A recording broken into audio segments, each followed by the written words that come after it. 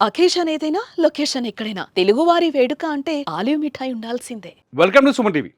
సాధారణంగా నా వెనకాల మీరు ఫోటో చూడంగానే మళ్ళీ వచ్చిందిరా జ్యోతి మల్హోత్రా గురించి చెప్తాడు తిరుమల రెడ్డి అనుకోవచ్చు. కానీ జ్యోతి మల్హోత్రా గురించి ఇన్వెస్టిగేషన్‌లో రోజుకొక కొత్త పాయింట్ బయటకొస్తుంది. పోలీసులు ఆమె మాట్లాడుతున్న తీరు చూసి అవాక్కైపోతున్నారు హర్యానా పోలీసులు. ఎన్ఐఏ, ఇంటెలిజెన్స్ అంతా ఇప్పుడు ఆమె ఏదైతే హర్యానాలో పోలీస్ స్టేషన్‌లో ఉందో పోలీస్ స్టేషన్ చుట్టూ తిరుగుతోంది. ఎందుకంటే జ్యోతి మల్హోత్రా చెబుతున్న మాటలు అంత భయాన్ని కలిగిస్తున్నాయి. ముఖ్యంగా ఈ దేశానికి ఇట్లాంటి ద్రోహులు ఉన్నారా, ఈ దేశంలో పుట్టారా అటువంటి ద్రోహులు అనే భావన కలుగుతోంది. ఆమె నుంచి ఇవాళ అందుతున్న మొదటి సమాచారం ఏందో తెలుసా? జ్యోతి మల్హోత్రాని ఐఎస్ఐ చాలా డైరెక్ట్గా రిక్రూట్ చేసుకుంది. జ్యోతి మల్హోత్రా కూడా ఆమె హిందువుగా పుట్టినప్పటికీ, ఆమె జ్యోతి మల్హోత్రా అయినప్పటికీ, జ్యోతి మల్హోత్రా కూడా ఒక ఉగ్రవాదే అని కన్ఫర్మ్గా తెలుస్తోంది. ఎందుకంటే జ్యోతి మల్హోత్రా ఏం చేసేదంటే తెలుసా? రోజు అఠారీ వాఘా బార్డర్ ఉంటుంది కదా, మన అఫీషియల్ ఎంట్రీ కదా భారత్ పాకిస్తాన్కి.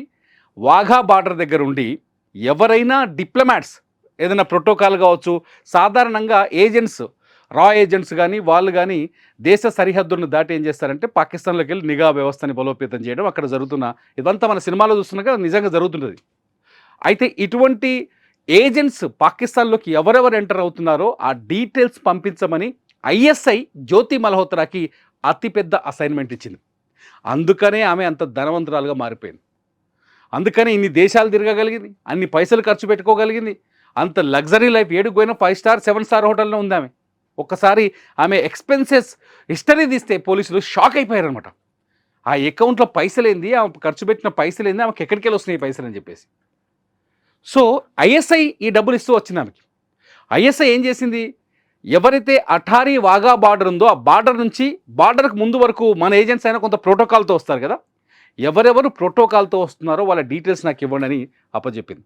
ఆ చార్ట్ వివరాలు కూడా ఇప్పుడు సోషల్ మీడియాలోకి వచ్చాయి. పోలీసులు రిలీజ్ చేశారు బయటికి, హర్యానా పోలీసులు. ఆ చార్ట్ వివరాలు చూస్తే మీకు అర్థమవుతాయి. ఇదొకటే కాదు, జ్యోతి మల్హోత్రాకి ఐఎస్ఐ ఇచ్చిన రెండో అసైన్మెంట్ ఏంటంటే భారతదేశంలో ప్రముఖ ఆలయాల్ని ఆమె సందర్శించాలి.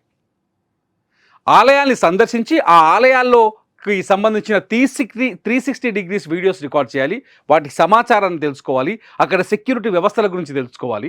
ఆ డేటా అంతా ఐఎస్ఐ అందిస్తే ఐఎస్ఐ దాన్ని దగ్గర పెట్టుకొని భారత్పై దాడికి కుట్ర చేస్తుంది, లేకపోతే ఆలయాలపైన దాడికి కుట్ర చేస్తుంది. ముఖ్యంగా హిందూ ఆలయాలని టార్గెట్ చేసి జ్యోతి మల్హోత్రాని హిందూ ఆలయాలని విజిట్ చేసే విధంగా ఒక కొత్త ప్లాన్ గీసింది ఐఎస్ఐ అనేది ఇవాళ ఆమె విచారణలో బయటపడుతున్న విషయం. ఎంత ప్రమాదకరం చూడండి. మూడో టాస్క్ ఏంటంటే జ్యోతి మల్హోత్రాకి తనలాగా ఎవరైతే యూట్యూబర్స్ ఉంటారో, ట్రావెలర్స్ ఉంటారో, ట్రావెలింగ్ వీడియోలు చేసే యూట్యూబర్స్ ఉంటారో వాళ్ళని వెతికి పట్టుకొని వాళ్ళని ఈ ముసుగులోకి లాగడం.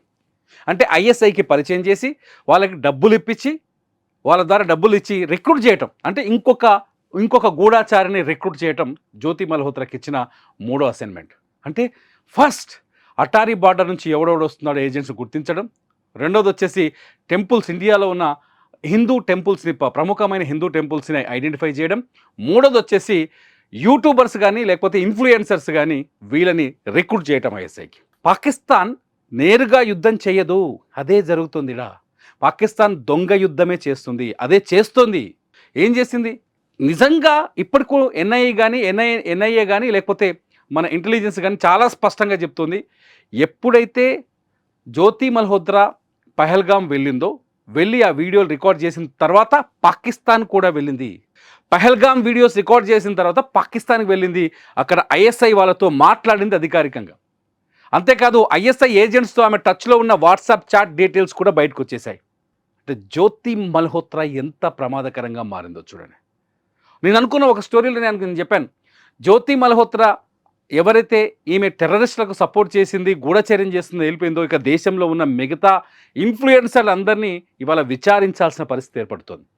వాళ్ళు సమాజం కోసం చేయొచ్చు, ప్యాషన్తో పనిచేయచ్చు, ఇంట్రెస్ట్గా పనిచేయచ్చు, అయినప్పటికీ కూడా వీళ్ళు ఏం చేస్తున్నారో అనేది ఎంక్వైరీ చేయాల్సిన పరిస్థితి ఏర్పడింది. వాళ్ళ సోషల్ మీడియాలో పుట్టగొడుగు లాంటి ఛానల్స్ ఉన్నాయి. వీళ్ళందరూ ఏం చేస్తున్నారు బయటకు వెళ్ళి వీడియోలు చేస్తున్నారు, లేకపోతే ఇటువంటి ఉగ్రవాద కార్యకలాపాలకు పాల్పడుతున్నారు. ఈ మధ్యలో మనమే చూసాం బెట్టింగ్ యాప్స్.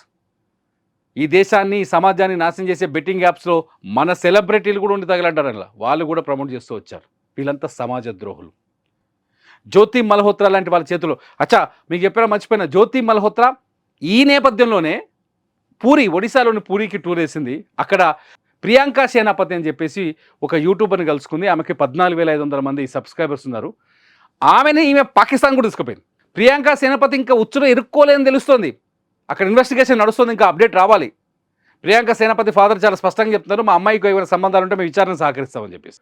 అంటే ప్రియాంక సేనాపతి లాంటి వ్యక్తుల్ని ఐడెంటిఫై చేసి వాళ్ళకి డబ్బు ఎరవేసి వాళ్ళని పాకిస్తాన్ టూరిజం తీసుకెళ్ళి అక్కడ ఐఎస్ఐ తో పరిచయాలు ఏర్పాటు చేసి వాళ్ళకి డబ్బులు వేసి వాళ్ళ ద్వారా ఈ దేశ రహస్యాల్ని పంపించడం అనేది జ్యోతి మల్హోత్రా ముందున్న టాస్క్. ఎంత సిగ్గులేని ఇంకో విషయం ఏం చెప్పనా, అస్సలు భయపడట్లేదట పోలీసులు అడుగుతుంటే.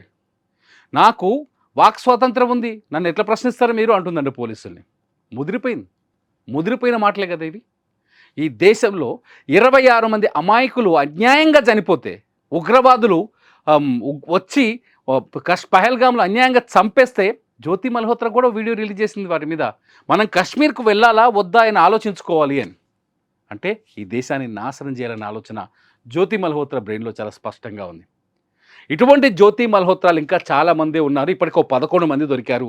ఇప్పుడు మొత్తం ఇంటెలిజెన్స్ వ్యవస్థ అంతా, కౌంటర్ ఇంటెలిజెన్స్ మొత్తం అంతా ఈ ఇన్ఫ్లుయెన్సర్ల మీద పడ్డది. గుర్తుపెట్టుకోండి, ఈ దేశానికి మీరు ద్రోహం చేస్తే, ఈ దేశానికి మీరు ఏమాత్రం ద్రోహం చేస్తే, బెట్టింగ్ యాప్స్ని మేము భరించలేకపోతున్నాం, ఈ దేశాన్ని మీరు ద్రోహం చేస్తే మిమ్మల్ని దేశం క్షమించదు. మీరేం చేస్తారో చెప్పండి ప్రేక్షకులుగా.